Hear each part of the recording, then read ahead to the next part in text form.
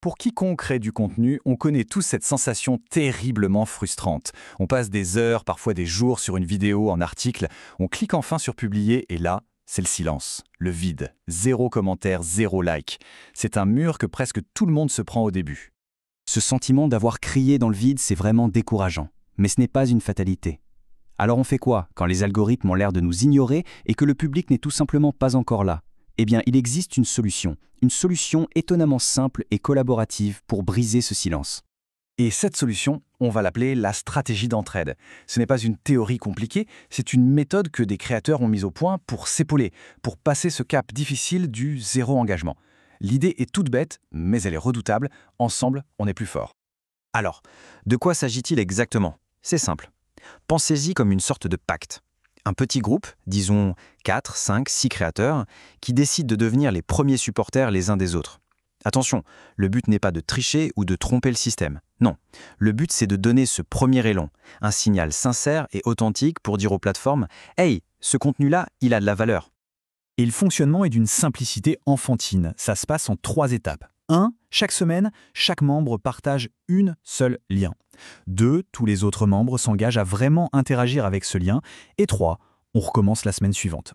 C'est cette régularité, cette constance qui va construire une vraie dynamique sur la durée. Bon, passons à la pratique. Comment on organise ça sans que ça devienne un bazar de liens échangés sur WhatsApp? La réponse est incroyablement simple. Tout repose sur un seul outil, un document partagé. Un simple Google Sheets, par exemple, ça fait parfaitement l'affaire. Et voilà à quoi ça ressemble. Vraiment, c'est tout bête. Une colonne pour le nom du créateur, une pour l'URL à partager cette semaine, et une troisième, qui est super importante, pour l'action souhaitée. C'est là qu'on précise si on a besoin d'un commentaire, d'un visionnage complet, de partage. Ça permet de recevoir le coup de pouce le plus utile possible. Et le point crucial, c'est vraiment de se concentrer. On ne balance pas tous ces réseaux sociaux d'un coup, non. On choisit la priorité de la semaine. La vidéo qui a demandé le plus de travail, l'article qui peut vraiment changer la donne. Un seul lien, par personne, par semaine. C'est ça la clé pour que le système reste simple et efficace. Ok, on a l'outil. Mais pour que la stratégie fonctionne vraiment sur le long terme et que tout le monde y trouve son compte, il faut se fixer quelques règles. Des règles d'or. Parce qu'il ne s'agit pas juste de cliquer pour cliquer, mais d'interagir de manière intelligente. Règle numéro 1, et c'est la plus importante de toutes, l'authenticité. On ne poste jamais de faux avis ou de commentaires génériques du style « super vidéo ». Ça ne sert à rien. Pire, ça peut carrément nous pénaliser. Les plateformes sont de plus en plus malines. Elles détectent ce genre d'interaction bidon et ça peut faire plus de mal que de bien. Il faut bien comprendre qu'il y a une énorme différence entre une bonne et une mauvaise interaction. Par exemple, cliquer sur une vidéo, mettre un j'aime et refermer au bout de 10 secondes, c'est un signal désastreux pour l'algorithme. Ça lui dit que le contenu n'est pas intéressant. À l'inverse, regarder la vidéo en entier, même sans le son pendant qu'on fait autre chose, ça, c'est de l'or. La qualité de l'interaction, c'est tout ce qui compte. Le plus grand danger qui guette ce genre de groupe, c'est simple, c'est l'essoufflement. Si une personne arrête de participer, ça peut créer un effet domino. L'engagement de chacun, chaque semaine, c'est le véritable moteur du système. Sans cette régularité, l'élan qu'on a créé peut retomber aussi vite qu'il est monté. D'accord, mais au fond, pourquoi est-ce qu'une méthode aussi simple est si efficace? La réponse, en fait, elle se trouve à la croisée de 2 mondes. D'un côté, la psychologie humaine, et de l'autre, la logique froide des algorithmes. Laissez-moi vous raconter une petite histoire vraie.